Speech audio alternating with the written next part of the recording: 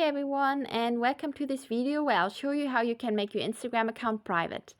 If this video is helpful, please hit the like button and subscribe to my channel.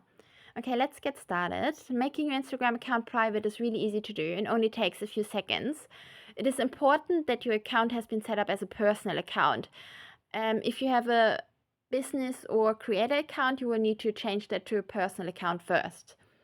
Alright, the first thing you need to do is to open the Instagram app on your phone and then click on the profile picture here down the bottom in the right hand corner to get to your profile, and then click on the three stripes here in the top right hand corner to get to settings and privacy. And here you need to scroll all the way down to account privacy. Just click on it.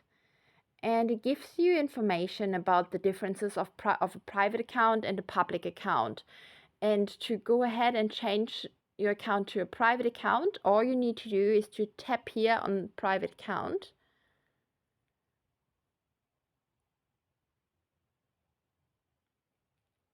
And that's it. Now your account is private. Thanks for watching, and don't forget to subscribe to the channel for more tutorials, and I'll see you next time.